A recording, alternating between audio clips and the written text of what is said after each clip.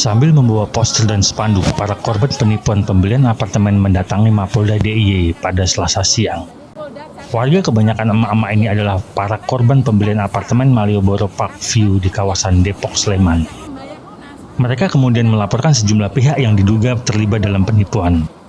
Mulai dari pengembang apartemen, notaris, kurator, hingga bank plat merah sebagai penyedia kredit. Para korban mengaku sudah membayar lunas pembelian unit apartemen namun belum mendapatkan hak berupa sertifikat.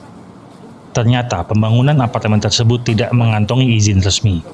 Bahkan, unit apartemen yang telah dibangun 12 lantai tidak bisa ditempati karena rusak. Satu unit apartemen dijual seharga 250 hingga 400 juta rupiah. Total kerugian dari para pembeli diperkirakan mencapai 350 miliar rupiah. Jadi saya itu apartemen sudah dipilotkan, tapi kita semua masih ditagih ya ibu-ibu ya, bapak-bapak ya. Kita masih ditagih, padahal apartemen dipilotkan. Dan naasnya apartemen tersebut bisa berdiri 12 lantai di pinggir jalan nasional tanpa ada izin secuil pun. Dan lebih naasnya lagi, tanpa ada izin secuil pun akad kredit ditandatangani oleh notaris. Ya. Jadi kami memohon kepada pihak-pihak terkait, kami selaku masyarakat yang saat ini sedang kesulitan ekonomi, mohon bantu kami pada pihak terkait, dan kami sudah mengkuasakan kepada kuasa hukum kami yaitu Ibu Asri. Sampai beli berapa? Saya beli 1 unit, ada yang 4 unit, ada yang 2 unit, dan ada yang 2 unit sudah bayar lunas hanya dapat 1 lembar kertas bungkus gorengan. Jadi kita nggak punya bukti kekuatan bahwa kita memiliki apartemen tersebut. Jadi Harga kita berapa, Mas? sudah lunas, rata-rata ada yang 350 juta, ada yang 400 juta. Dan kemarin ada Ibu Tri sudah lunas cuma dapat kertas bukti lunas aja. Kita nggak dapat sertifikat SHM SRS sama sekali. Jadi kita nggak punya kekuatan tetap, dan ada yang 700 juta juga ada. Ada yang 4 unit sudah lunas hampir 1,6 miliar. Sampai sekarang kita nggak dapat apa-apa. Kita nggak butuh apartemennya, kita butuh uang kita kembali. Kuasa hukum korban meminta polisi turun tangan menangani kasus ini. Ke Polda ini kami memilih ke Polda DIY karena wilayahnya di Jogja, dan kami nanti akan melaporkannya di Krimsus Perlindungan Konsumen karena berkaitan bahwa ada beberapa ratus korban dari pembelian apartemen yang ternyata hingga sekarang nggak ada izinnya. Dan kami tadi mendengar pada saat di Ombudsman itu ternyata itu tanah Kasultanan. Nah, kenapa pada saat perjanjian kredit dengan para konsumen, kenapa dari pihak plat merah ini nggak menyampaikan kepada para konsumen bahwa di situ kan ada resiko ya. Nah, ternyata tidak disampaikan itu, sehingga para konsumen dengan keyakinannya kredit apartemen tersebut melalui bank plat merah yang ini BTN itu yakin bahwa nantinya nggak ada masalah. Nah, ternyata di tengah jalan ada masalah, gitu loh, Bang. Nah, masalah yang dihadapi oleh para konsumen ini korbannya ratusan. Yang sudah membayar lunas itu semuanya ada yang beli 2 apartemen, 1 apartemen itu angsurannya per bulan hampir 9 juta yang 2 apartemen, Mas. 1 apartemen 5 juta. Ini sampai sekarang setelah lunas nggak mendapatkan haknya. Justru hanya mendapatkan 1 lembar bahwa sudah lunas itu aja. Para korban berharap setelah melaporkan kasus ini ke kepolisian, uang mereka bisa kembali utuh. Demikian laporan tim e-Channel TV dari Yogyakarta.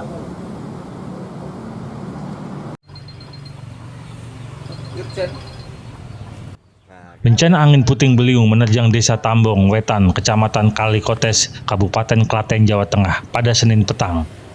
Saat dilakukan gotong royong dan yang dilakukan oleh tim BPBD, TNI, Polri, relawan, dan warga, Bupati Klaten Sri Mulyani turun langsung untuk meninjau korban sekaligus rumah yang rusak akibat bencana angin.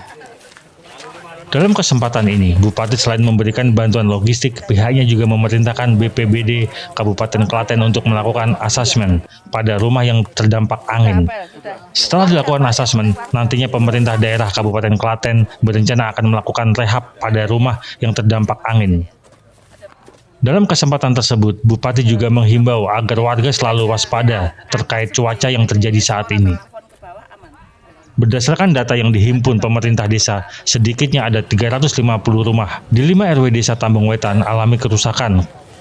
Kuatnya angin mengakibatkan atap bangunan berupa genteng, asbes, hingga seng langsung berterbangan. Peristiwa angin puting beliung tersebut sempat membuat kepanikan warga setempat. Alhamdulillah tidak ada korban jiwa, tidak ada korban yang luka-luka, dan masyarakat tetap tenang.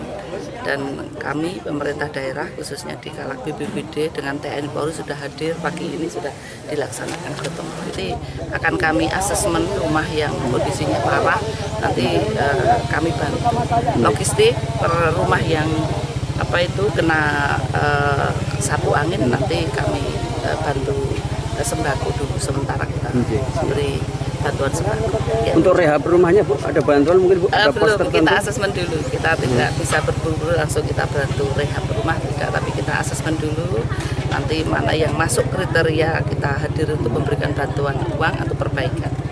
Ini seluruh warga masyarakat di Kabupaten Klaten itu kan daerah yang cukup rawan dengan bencana, baik itu bencana banjir, angin, gunung berapi, ada gempa. Saat ini kita sudah memasuki musim penghujan, seluruh warga masyarakat untuk berhati-hati, yang penting juga jaga kesehatan pada saat kondisi hujan, masyarakat harus selalu siap karena kita untuk berwaspada untuk menghindari hal-hal yang tidak diinginkan. Ya alhamdulillah Ibu Bupati tersorang di Satambong. Mudah-mudahan dengan adanya kerawan Bu Bupati nanti bisa membantu khususnya warga di Satambong Wetan yang terdampak musibah kemarin. Sementara ini laporan dari masing-masing RW ada 350 rumah.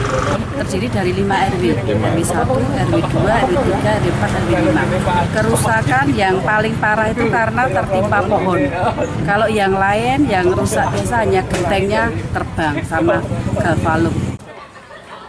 Selain bantuan logistik, BPBD Kabupaten Klaten juga mendirikan dapur umum untuk konsumsi relawan gabungan, TNI, dan Polri serta warga. Lesya Syafitri, iChannel TV, Klaten melaporkan.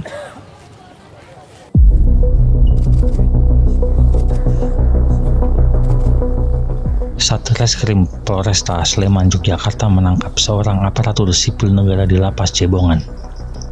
Pelaku berinisial MRP yang saat itu menjabat Kepala Kesatuan Pengamanan Lembaga Pemasyarakatan atau KPLP, modusnya dengan meminta uang dari narapidana disertai ancaman dan pemukulan.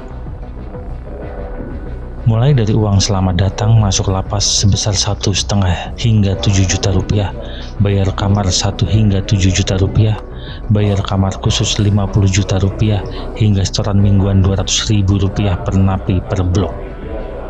Total uang pungli yang didapat selama setahun beraksi mencapai 730 juta rupiah. Kami telah melakukan pemeriksaan sebanyak 53 saksi dan 1 ahli pidana. Adapun modus yang dilakukan tersangka terhadap para tahanan dan narapidana yaitu yang pertama, melakukan pengancaman. Kedua, melakukan pemukulan. Yang ketiga, meminta uang. Dengan rincian jumlah uang yang diminta, yang pertama, ucapan selamat datang itu sekitar 1.500.000 sampai 5 juta. Bayar kamar sebesar 1 juta sampai 7 juta. Kamar khusus itu 50 juta. Setoran mingguan 100.000 sampai 200.000 per anak per blok. Tersangka mengaku uang hasil pungli dibagi-bagikan kepada pihak lain. Kalau bertanya gimana? Saya tidak pernah melakukan ancaman kekerasan. Tidak pernah mukul juga? Semua dengan pengetahuan. Dibagi-bagi nggak uangnya? Jelas. Uangnya ke siapa aja? Oh, Baginya ke siapa aja kemarin? hanya ke penyidiknya, Pak. Akibat perbuatannya, tersangka akan dijerat Undang-Undang Pemberantasan Tindak Pidana Korupsi dengan ancaman 12 tahun penjara. Saat ini, tersangka sudah diberhentikan sementara dari jabatan dan terancam pemecatan. Demikian laporan tim iChannel TV dari Yogyakarta.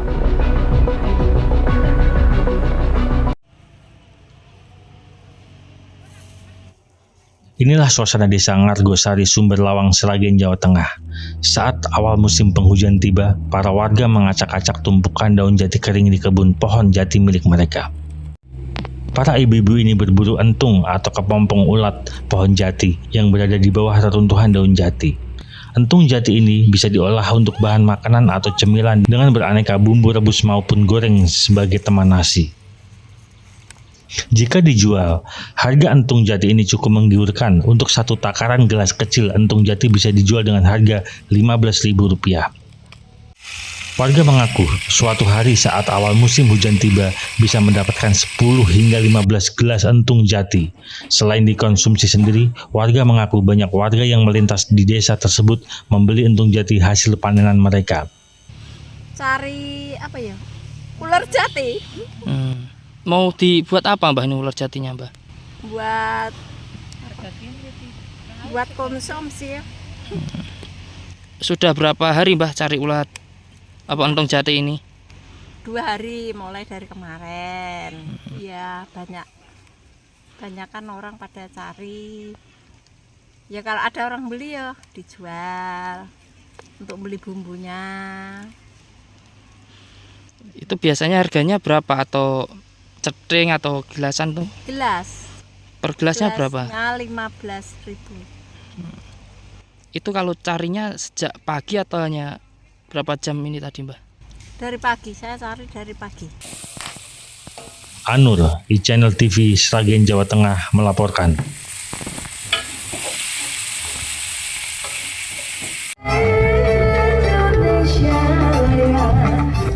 Pagelaran musik jazz ini digelar di tengah area persawahan Desa Panggok, Kabupaten Klaten, Jawa Tengah. Pagelaran ini tergolong unik karena biasanya acara musik yang digelar di dalam gedung atau area lapangan, kali ini di tengah sawah. Hamparan padi yang luas memiliki nuansa yang berbeda. Dibanding konser musik lainnya, menariknya panggung konser berdiri di tengah area persawahan yang menjadi bagian dari landscape. Kawasan wisata di Ponggok dengan sumber air alami yang bening dan menyegarkan. Para penonton dan penampil terpisahkan dengan sepetak sawah, dengan tanaman padi yang mulai merunduk. Konser tersebut tidak sekedar panggung musik, acara dengan tajuk Klaten Ethno Jazz Sawah menjadi gerakan untuk kedaulatan pangan dan air.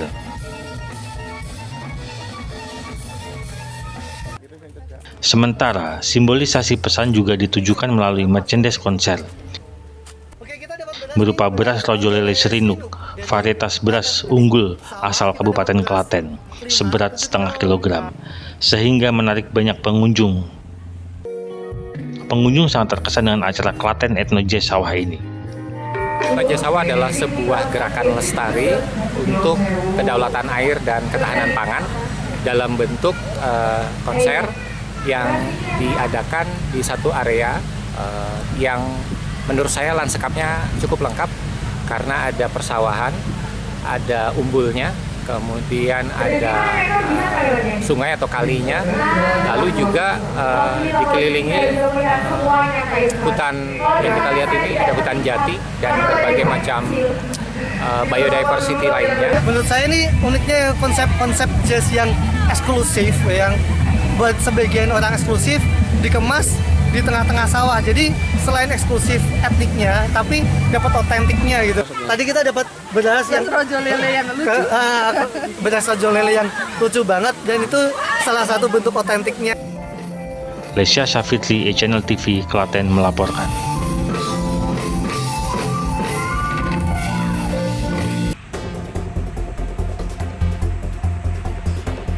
Warga yang melintas di Jalan Lingkar Utara Sin2 di Melati, Sleman digemparkan dengan penemuan sesosok mayat tergeletak di pinggir jalan. Mayat berjenis kelamin laki-laki dan mengenakan kaos serta celana panjang. Namun saat ditemukan, tidak ditemukan identitas yang melekat di tubuhnya. Dari hasil identifikasi polisi, terdapat luka pada bagian kepala dan mengeluarkan banyak darah. Polisi masih menunggu hasil pemeriksaan dokter untuk memastikan penyebab kematian korban. Jadi kami dari Polsek Melati mendapat laporan dari masyarakat ya. Kita mendapatkan laporan kurang lebih jam 10.30 lah. Itu kita mendapatkan informasi adanya penemuan mayat ya di TKP. Kemudian jadi selanjutnya kami dari Biket Fungsi sama saya ya meluncur ke TKP ya untuk melakukan identifikasi terkait dengan mayat tersebut ya. Sementara memang untuk informasi awal bahwa untuk mayat tersebut memang untuk sementara identitasnya belum kita ketahui, sehingga nanti kita akan lakukan penyelidikan ya, nanti juga penyebabnya atau mayat tersebut penyebabnya untuk kematiannya karena apa ya nanti kita nunggu ya. Hasil pemeriksaan juga dari dokter rumah sakit ya tentunya nanti kita tunggu, dan dengan bahan-bahan tersebut nanti kita akan lakukan penyelidikan lanjut ya. Demikian. Guna kepentingan lebih lanjut, jasad korban dibawa ke Rumah Sakit Bayangkara Polda DIY. Demikian laporan tim e-Channel TV dari Yogyakarta.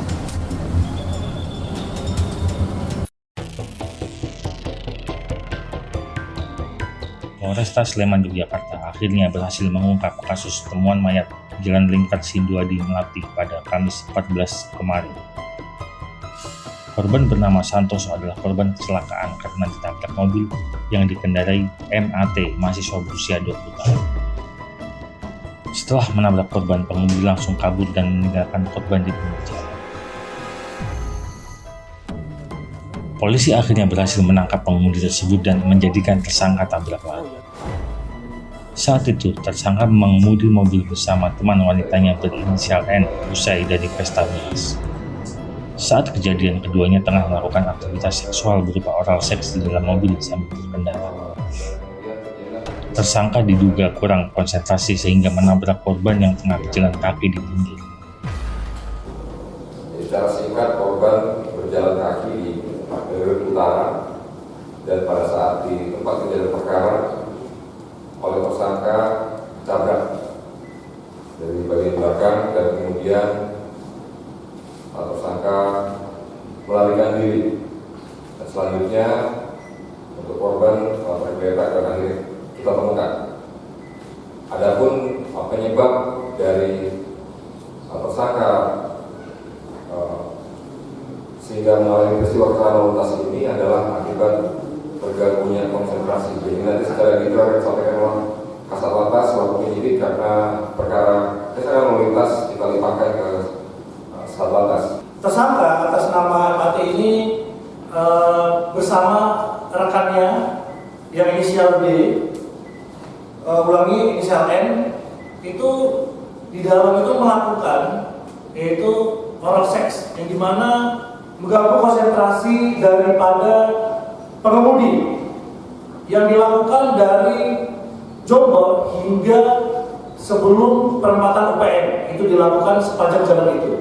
Nah, itu yang mengakibatkan yang dimana kecelakaan itu terjadi kepada korban pejalan kaki atas nama Santoso. Tersangka berdalih tidak mengetahui jika menabrak orang hingga langsung kabur. Saat kejadian, ia baru mengkonsumsi alkohol bersama teman. Itu pacarmu bukan? Sadar gak mas nabrak orang waktu? Sadar. Kenapa meninggalkan korban begitu saja? Karena nggak tahu kalau lagi nyebut, soalnya yang pikiran saya itu nabrak tiang atau trotoar gitu. Nggak tahu orang berarti yang ditabrak. Habis itu langsung pergi gitu? Iya. Polisi menyita barang bukti berupa mobil minibus yang digunakan menabrak korban hingga meninggal dunia. Polisi berencana menggelar rekonstruksi untuk mengetahui secara pasti kejadian tersebut. Sementara itu, tersangka akan dijerat pasal berlapis dengan ancaman hukuman maksimal 6 tahun penjara. Demikian laporan tim e-Channel TV dari Yogyakarta.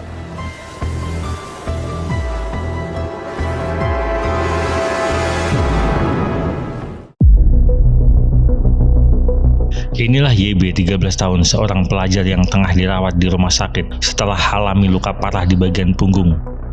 Pelajar tersebut menjadi korban pembacokan yang dilakukan oleh Rizky, 18 tahun, bersama 3 orang temannya yang juga seorang pelajar. Pelaku berhasil dibekuk Satreskrim Polres Klaten, Jawa Tengah di rumahnya. Kejadian tersebut terjadi di Jalan Raya Kecamatan Karangnongko, Kabupaten Klaten, Jawa Tengah, Sabtu 9 November 2024. Berdasarkan hasil penyelidikan, modus pelaku memang sengaja melukai korban. Pelaku 2 kali melakukan aksi pembacokan menggunakan celurit mengenai punggung korban. Selain mengamankan pelaku, polisi juga berhasil mengamankan sejumlah barang bukti seperti 2 bilah senjata tajam jenis celurit, pakaian korban dan pelaku. Pelaku melancarkan aksinya lantaran terpengaruh minuman keras lalu secara random melukai korbannya. Modus operandinya adalah dengan membacok untuk melukai korban yang mengenai punggung korban dan kemudian membacok lagi, intinya untuk melukai korban dengan menggunakan senjata tajam. Kronologis kejadiannya, tersangka ini berencana pergi ke Taman Lampion dengan berboncengan menggunakan 4 sepeda motor. Setelah membacok tersebut, Rizky alias itu langsung melajukan sepeda motornya ke arah desa Merundul dan rombongan pelaku berpencar yang kemudian menuju ke tempat saudara Rizky di desa. Barang bukti yang kita amankan yaitu 1 buah celurit dengan panjang kurang lebih 72 cm yang terbuat dari besi dan dengan kayu yang dipakai oleh DAD. Kemudian 1 buah celurit terbuat dari besi emas dan bermotif dengan gagang kayu yang dibawa oleh RD. Mabuk gak? Mabuk. Mabuk. Mabuk. Mabuk. Ya. Iya. Mas, melakukan mabuk kamu? Iya. Udah berapa kali? 1 kali ini. Celuritnya dapat dari mana? Punya teman, Pak. Ya alasannya apa? Nggak tahu. Kok nggak tahu? Disuruh kok nggak tahu? Berarti sudah mempersiapkan diri? Iya, pendidikan. Sudah mencari sasaran? Sengaja nyari sasaran? Iya, Pak. Sementara itu, untuk pelaku saat ini terancam pasal Undang-Undang Darurat tentang kepemilikan senjata tajam hingga melukai korban. Atas perbuatannya tersebut, pelaku terancam hukuman 10 tahun penjara. Resya Syafitri, E-Channel TV, Klaten melaporkan.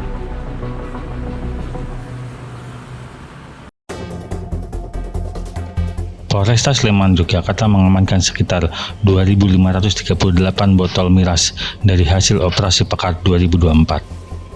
Tak hanya miras dengan kemasan bermerek, turut juga minuman keras jenis oplosan. Ribuan botol miras tersebut diamankan dari sejumlah tempat penjualan miras ilegal di wilayah Melati, Ngaglik, dan Pakem. Dari jumlah itu, ratusan botol diantaranya merupakan hasil razia dari lokasi kegiatan jambore daerah sebuah komunitas motor yang berlangsung di Kaliurang. Di tempat tersebut, petugas menyita hampir 1.000 botol miras oplosan dan mengamankan 9 orang penjual. Mereka sengaja menjual miras oplosan di acara jambore motor seharga Rp50 hingga Rp150.000 per botol. Di jambore mereka melaksanakan penjualan minuman keras yang mana menggunakan mobil ya, dengan bertulisan seperti yang Bapak lihat di depan itu ada tulisan amunisi siap. Jadi kan untuk para pengguna motor king yang datang ke sana kan banyak yang membeli minuman di sana. Para penjual miras tersebut akan diajukan ke persidangan dengan jeratan tindak pidana ringan. Demikian laporan tim E-Channel TV dari Yogyakarta.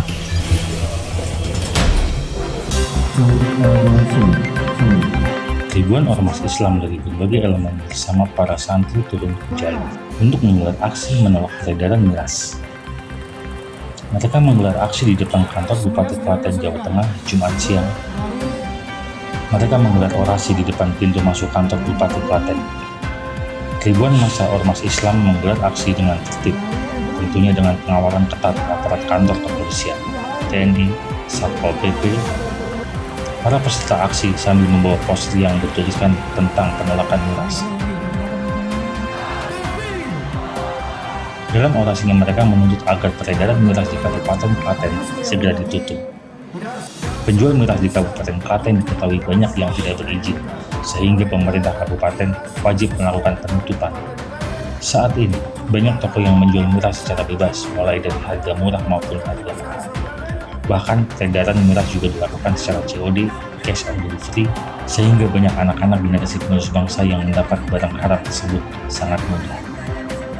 Sementara itu, sebelum digelar aksi, pada Jumat pagi, sudah dilakukan mediasi dengan Forum Pimpinan Daerah Kabupaten Klaten. Dalam hasil mediasi tersebut menemukan titik temu bahwa Polres Klaten akan menggelar pertemuan antara produsen miras maupun penjualnya hingga ormas agar tidak lagi beroperasi. Umat Islam se-Klaten itu berkumpul sama-sama untuk menolak peredaran miras di Kabupaten Klaten. Karena apa? Karena sekarang peredaran miras di Kabupaten Klaten itu sangat marak. Begitu masifnya mereka bergerak menjual miras dari yang murah sampai yang mahal. Dan sekarang bahkan untuk mendapatkan miras itu sangat gampang, dengan COD saja bisa. Sehingga apa? Berdampak kepada anak-anak, pada pelajar, mereka patungan, urungan untuk membeli miras. Sehingga apa yang terjadi? Miras itu adalah sumber dari kejahatan. Kalau mereka sudah minuman keras, maka segala kejahatan akan terjadi. Sudah kita menemui bersama Forkompinda beberapa ormas MUI yang ada di Kabupaten Klaten. Sudah dicapai sebuah kesepakatan bahwa dalam waktu dekat akan difasilitasi oleh Polres untuk diadakan pertemuan antara pengusaha miras dengan Polres agar dibuat sebuah kesepakatan untuk menutup dengan sukarela miras yang ada di Kabupaten Klaten. Kemudian kaitan dengan tupoksi kami di Satpol PP dengan adanya kegiatan hari ini, aksi akan semakin intens untuk melakukan operasi penertiban baik itu penyitaan barang maupun penutupan outlet yang ternyata semuanya tidak berizin. Desya Syafitri, Channel TV Klaten melaporkan.